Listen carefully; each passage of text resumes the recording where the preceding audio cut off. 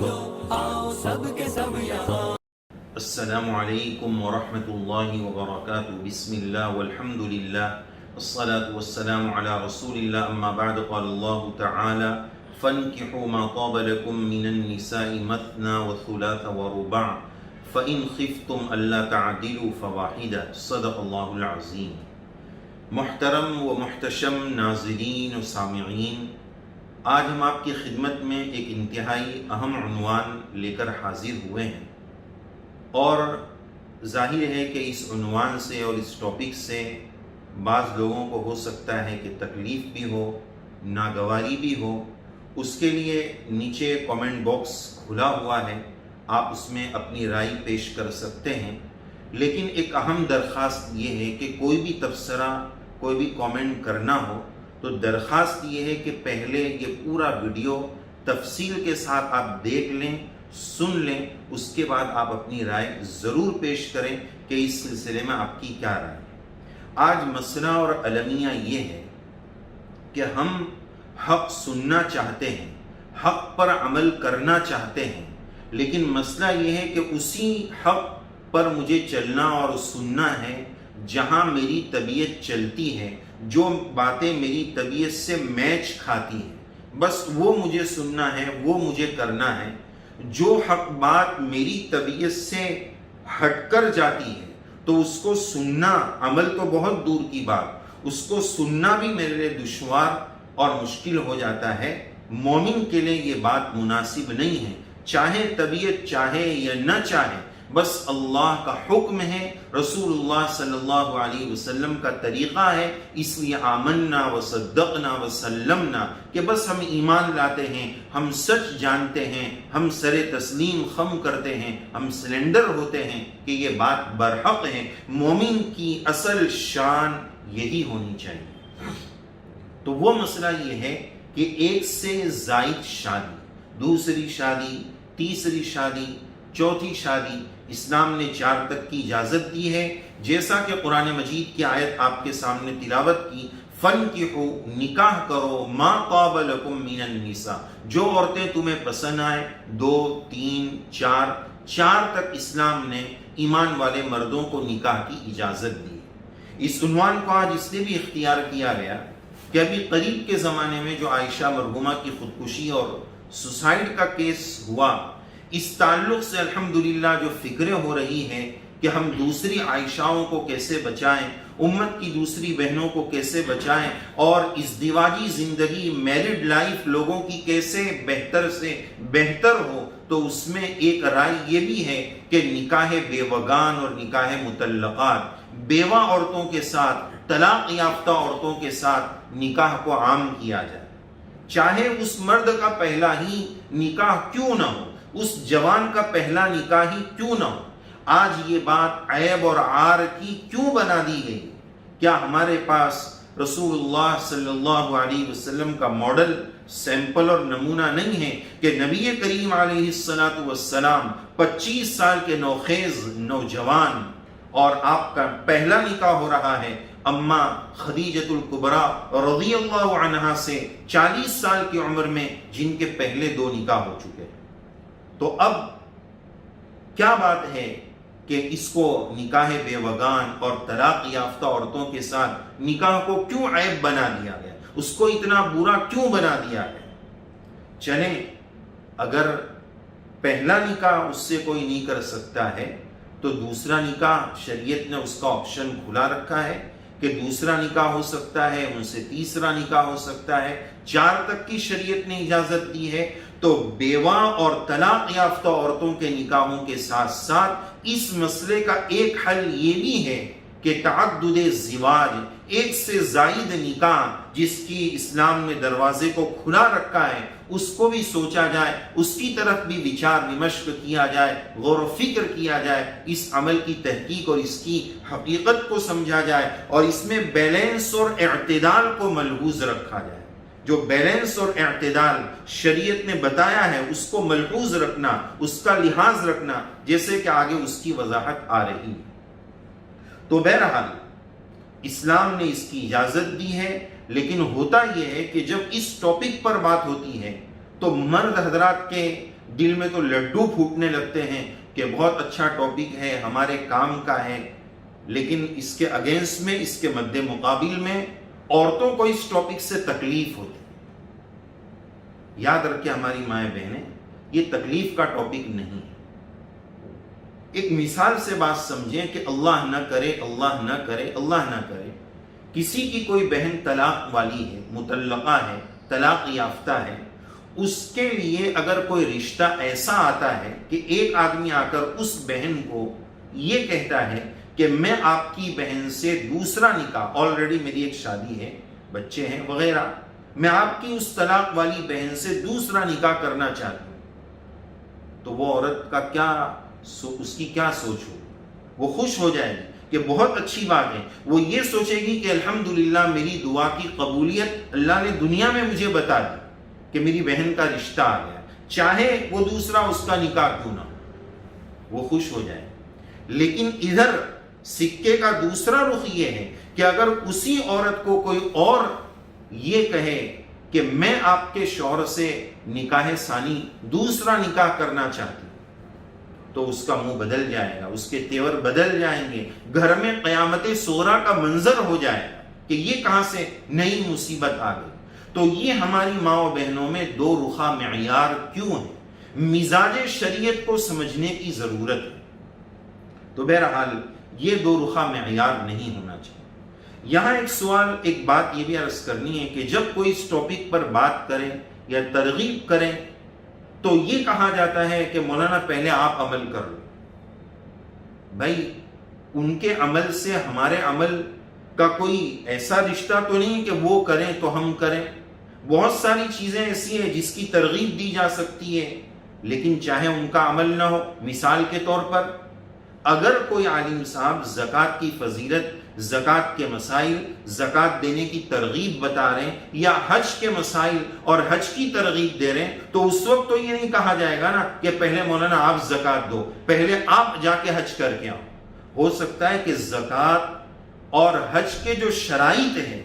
جو شریعت نے کنڈیشنز رکھی ہیں، وہ شرائط ان کے لیے نہیں پائے جاتے ہو تو ان پر زکوٰۃ اور حج ہے ہی نہیں تو وہ کریں گے نہیں، کر سکتے، ان پر وہ فرض ہی نہیں. تو جیسے وہاں یہ نہیں سوچ ہو سکتی ہے، یہاں بھی اس سوچ کو تھوڑا سا ہٹا کر یہ دیکھنے کی ضرورت ہے کہ شریعت کے اس حکم پر، اس سنت پر میرے لیے عمل ممکن ہے نہیں ہے، میں کر سکتا ہوں نہیں کر سکتا ہوں، اس کو سوچنے کی ضرورت ہے. اسی کے ساتھ ساتھ مرد حضرات کو جب یہ لڈو پھوٹتے ہیں تو یہ بات یاد رکھنی چاہیے کہ قرآن مجید میں یہ کہا فَإِنْ خِفْتُمْ أَلَّا تَعْدِلُوا فَوَاحِدًا، اگر تمہیں ڈر ہے کہ ہم انصاف نہیں کر سکیں گے تو بس پھر ایک پر بسیرا کر لو، ایک ہی پر جو ہے ڈیپینڈ رہو، ایک نکاح کو کافی سمجھ لو. لیکن یاد رہے کہ جب اس انصاف کی بات ہوتی ہے تو یہ بھی سوچنے والی بات ہے کہ کیا آج امت کی اکثریت میں اس ایک کے ساتھ بھی انصاف ہو پا رہا ہے یا نہیں ہو پا رہا. بہرحال شریعت نے یہ کہا کہ اگر 2-3 ہیں ان میں آپس میں انصاف آپ نہیں کر سکتے ہیں تو پھر ایک پر اکتفا کریں. اس کی روشنی میں علماء نے چند شرائط یہ بھی ذکر کیے ہیں کہ بھائی دوسرا تیسرا نکاح اس شرط کے ساتھ ہے کہ آپ مالی استطاعت، فائنینشلی کیپیبل ہو کہ دونوں کا گھر چلا سکیں گے، دونوں کو خرچہ دے سکیں گے، تینوں کو خرچہ دے سکیں گے. مالی طاقت. نمبر 2 جسمانی طاقت کہ ان کے حقوق سب کے ایک ساتھ ان کا جو وقت ہوگا اس میں ادا کر پائیں گے یا نہیں کر پائیں گے. اور نمبر 3 کہ یہ عمل صرف اس نیت سے کہ سنت زندہ ہو جائے، رسول اللہ صلی اللہ علیہ وسلم کا یہ طریقہ زندہ ہو جائے. ان 3 باتوں کو لحاظ کرتے ہوئے اس عمل کو آگے جو ہے کرنا چاہیے. یہ 3 باتیں علماء نے ذکر کی. اس کے ساتھ ساتھ یہ مسئلہ بھی سمجھنا ضروری ہے کہ اگر کوئی دوسرا نکاح کر رہا ہے تو مسئلہ یہ ہے کہ پہلی بیوی سے اجازت شرط نہیں کہ وہ ہاں بولے گی تو ہی کر سکتے ہیں، یہ مسئلہ ہے. لیکن ایک ہے مسئلہ، ایک ہے حد اور باؤنڈری اور حد شرع، اور ایک ہے مزاج شریعت. حد شریعت اور اصول اور مسئلہ اور فتویٰ تو یہ ہے کہ پہلی بیوی سے اجازت ضروری نہیں ہے، لیکن اس کو اعتماد میں لینا، بھروسے میں لینا اور اس کے اطمینان کو محسوس کر کے اس عمل کو لینا، ورنہ ایسا نہ ہو کہ اس سنت کو زندہ کرنے جائیں اور گھر میں قیامت صغریٰ اور جھگڑوں کا گھر بن جائے اور ایک نئی مصیبت کھڑی ہو جائے، ایسا مسئلہ نہ ہو جائے۔ تو یہ مزاج شریعت ہے، حکم شریعت، حد شریعت، اور مسئلہ یہ ہے کہ اجازت ضروری نہیں، لیکن مزاج شریعت یہ ہے کہ اس صورت میں ان کا اعتماد ضروری ہے۔ اس کو میں ایک مثال سے سمجھتے ہیں کہ اسلام نے یہ کہا کہ 1 سال پر زکوٰۃ فرض ہوتی ہے، 1 محرم سے اگلی محرم تک اگر اس کے پاس اتنا نصاب کے بقدر مال ہے، اگر 10 دن پہلے شوہر اپنی بیوی کو مالک بنا دے تو اس پر زکوٰۃ نہیں لگے گی۔ بیوی 1 سال میں 10 دن سے پہلے شوہر کو مالک بنا دے تو زکوٰۃ نہیں لگے گی۔ مسئلہ اس صورت میں یہ ہوگا، یہ شریعت کی حد ہے، لیکن مزاج شریعت یہ ہے کہ تم اللہ تعالیٰ کے ساتھ گیم کھیل رہے ہو، دین کا مذاق کر رہے ہو، زکوٰۃ کی عبادت کا مذاق کر رہے ہیں، اللہ کو دھوکہ دے رہے ہیں، یہ مزاج شریعت کے خلاف۔ تو اسی طرح مسئلہ تو یہی ہے، حد شریعت تو یہی ہے کہ اجازت کی ضرورت نہیں ہے، لیکن مزاج شریعت یہ ہے کہ اعتدال، ان کو اعتماد میں لیا جائے تاکہ اگلی زندگی جو ہے وہ خوشگوار ہو۔ ایسا نہ ہو کہ سنت پر عمل کا جذبہ ظاہری طور پر ہو اور بعد میں نئی مصیبتیں اور نئے مسائل کھڑے ہو جائیں۔ اور جہاں اسلام نے انصاف کی شرط لگائی ہے، مشہور واقعہ حضرت تھانوی رحمۃ اللہ علیہ کی طرف منسوب ہے کہ حضرت کے یہاں 2 بیگمات اور 2 زوجات، حضرت کے یہاں جب ہدیہ آتا تو لوگ 2 ہدیے دیتے، 2 چیزیں ہر چیز میں دیتے، مثلا 2 تربوز آئے تو مشہور واقعہ ہے کہ حضرت نے دونوں کا آدھا آدھا کر کے دونوں بیگم کے یہاں تقسیم فرمایا۔ کسی نے کہا حضرت 2 تھے تو 1 دونوں کو دے دیتے، یہ آدھا آدھا کاٹ کر دینے کی کیا ضرورت ہے؟ حضرت نے بڑی پیاری بات فرمائی کہ اصل میں یہ اگر 1 دے دیا جاتا تو اس صورت میں کوانٹیٹی، مقدار کے اعتبار سے انصاف تو ہو جاتا، لیکن یہ پاسبل ہے، ممکن ہے کہ 1 زیادہ لال ہو، 1 زیادہ میٹھا ہو، تو 1 کو زیادہ میٹھا چلا جائے، 1 کو کم میٹھا چلا جائے، تو کوانٹیٹی، کوالٹی دونوں اعتبار سے انصاف ہو جائے، اس کے لیے ہم نے یہ عمل کیا۔ اتنا اگر گٹس ہے، اتنا پاور ہے، اپنی طبیعت پر انصاف کا اتنا بھروسہ ہے، اعتماد ہے، تو پھر یہ عدل کی شرط پائی جا رہی ہے۔ آپ بسم اللہ کریں، یہ جذبہ اپنے اندر پیدا کریں۔ حضرت تھانوی رحمۃ اللہ علیہ کے بارے میں یہ بات بھی ملتی ہے حضرت کے واقعات میں کہ حضرت نے جب دوسرا نکاح فرمایا تو کہنے والوں نے یہ کہا کہ حضرت آپ نے تو یہ دوسرے نکاح کا اپنے عمل سے دروازہ کھول دیا ہے۔ تو حضرت نے بڑی اہم بات فرمائی جو کتابوں میں موجود ہے کہ دروازہ کھولا نہیں بلکہ ہم نے تو بند کر دیا، اس طور پر کہ جس کے اندر اتنا گٹس، اتنا پاور ہو، جو اتنا انصاف کر سکتا ہو، وہ یہ عمل کرے۔ تو حضرت نے اس پر یہ جواب دیا۔ تو بہرحال اس میں انصاف کی شرط ہے اور پہلی سے اجازت کی بھی ضرورت نہیں ہے، لیکن ہم ایک بات شوہروں کی خدمت میں یہ کہیں گے کہ دیکھیں یہ شریعت کا حکم ہے، سنت ہے، ہم اس پر عمل کر سکتے ہیں، لیکن اس سنت عمل کو ہم ہتھیار نہ بنائیں۔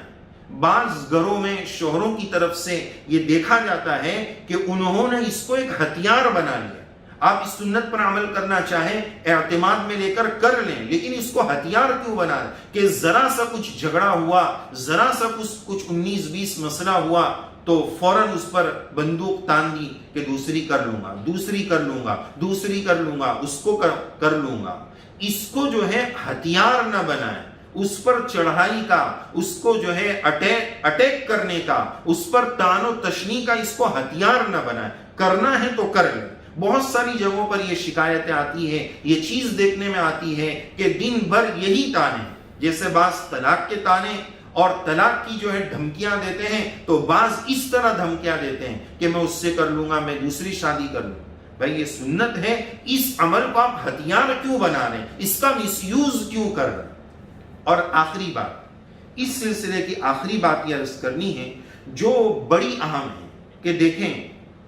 یہ سنت مسئلہ ہے، تعدد زواج، دوسری کرنا، تیسری کرنا، چوتھی کرنا، اسلام نے اس کو کوئی فرض نہیں کیا ہے، بلکہ پہلے نکاح کو بھی کوئی فرض نہیں کیا ہے، اس کے درجات رکھے، اس کے حکم رکھے کہ بھائی آپ کیپیبل ہیں اور آپ کے پاس شہوت اور جذبات ہیں اور گھر والی کا خرچہ اٹھا سکتے ہیں اور عند التوقان واجب شہوت ہے، آپ پر واجب ہے، ایسی صورت میں آپ کر لیں۔ لیکن اگر طاقت نہیں ہے فعلیہ بالصوم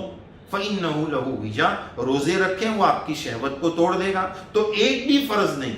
تو 2 اور 3 اور 4 جو ہے وہ فرض کہاں سے ہوگا؟ بس یہ سنت ہے۔ لیکن آج معاشرے کی ایک بہت بڑی کمزوری ہے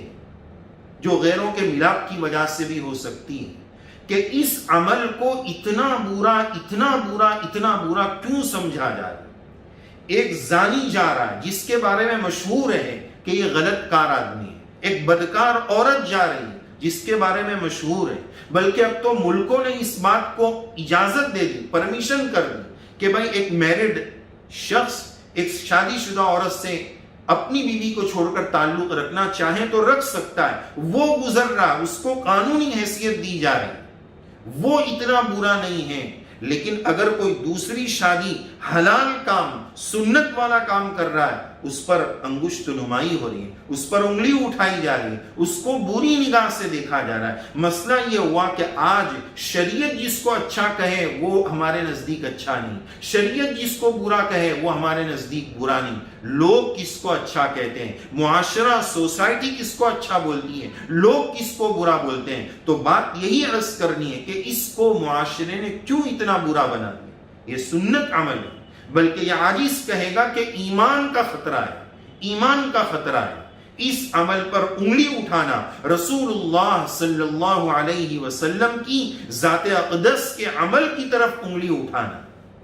کرے نہ کرے دوسرا مسئلہ ہے۔ ہماری ماں بہنوں کے ساتھ درد کے ساتھ یہ عاجز عرض کرے گا کہ اس کے بارے میں کوئی غلط بات ہم نہ کہیں، اس عمل کے بارے میں کوئی غلط کامنٹ پاس نہ کرے، ایمان کا خطرہ نہ ہو جائے۔ رسول اللہ صلی اللہ علیہ وسلم کے عمل کی طرف جو ہے یہ انگلی اٹھانے کے مترادف ہے۔ لہذا ہم تو مسلمان ہیں، شریعت کا جو حکم ہے چاہے مجھے اچھا لگے نہ لگے، میری سمجھ میں آئے نہ آئے، بس اللہ کا حکم ہے، رسول اللہ صلی اللہ علیہ وسلم کا طریقہ ہے، مجھے ماننا ہے، کرنا نہیں کرنا شریعت کی میں اس میں کوئی زور زبردستی نہیں ہے، سنت ہے، کرنا چاہیں، شرطیں پائی جا رہی ہے تو شوق سے کریں، شوق سے ولیمے اور لڈو بانٹیں، کوئی حرج کی بات نہیں۔ لیکن بس اہم پیغام ہمارے اس ویڈیو کا اہم پیغام یہ ہے کہ اس عمل کو جو برا بنا لیا گیا ہے معاشرے کی وجہ سے، لوگوں کے دیکھا دیکھی اور سوچ کی وجہ سے، اس برائی کو ختم کرنے کی ضرورت ہے۔ یہ سنت عمل ہے، اسلام میں اس کی اجازت ہے، بس اس کی برائی دل و دماغ سے نکالیں، کرنا نہ کرنا شریعت نے اختیار دیا ہے، جائز ہے، سنت ہے، شرائط پائے جاتے تو کریں، نہیں پائے جاتے تو نہ کریں۔ لیکن اصل پیغام یہی عرض کرنا ہے کہ اس عمل کی جو برائی ہے، زانی کو اتنا برا نہیں سمجھ رہے جتنا ایک بڑے میاں دوسری شادی والے جاتے ہیں، سب ان کو دیکھ کر ہنستے ہیں، مذاق اڑاتے ہیں، خاندان ناراض ہو جاتا ہے۔ کیا وجہ ہے؟ اس میں ناراضگی کی کیا ضرورت ہے؟ انہوں نے کون سا طوفان بدتمیزی کر دیا ہے؟ کون سے دوسروں کے ساتھ اس طرح کر دیا؟ ہاں اگر وہ آگے حقوق میں کوئی کمی کمزوری کر رہے ہیں وہ ایک الگ مسئلہ ہے، لیکن نفس عمل کی وجہ سے دوسری باتیں ہیں وہ الگ ہے، لیکن اس عمل کی وجہ سے اس کو برا سمجھنا، اس کو معاشرے سے الگ تھلگ کر دینا، یہ بہت خطرے کی بات ہے، ایمان کے خطرے کی بات ہے۔ اللہ تعالی ہم سب کو دین کی صحیح سمجھ نصیب فرمائے، ہر مسئلے میں اعتدال اور بیلنس کے ساتھ چلنے کی توفیق نصیب فرمائے۔ جو دین، جو شریعت میری سمجھ میں آئے یا نہ آئے، میری طبیعت سے میچ ہو یا نہ ہو، بس شریعت ہے، اس نے مجھے ماننا ہے۔ آمنا وصدقنا وسلمنا۔ اللہ تبارک و تعالی ہم سب کو توفیق عمل سے نوازے، شرعی اور صحیح اسلامی مزاج اللہ تعالی ہم سب کو سمجھنے کی توفیق عنایت فرمائے۔ آمین یا رب العالمین۔ وآخر دعوانا ان الحمد للہ رب العالمین۔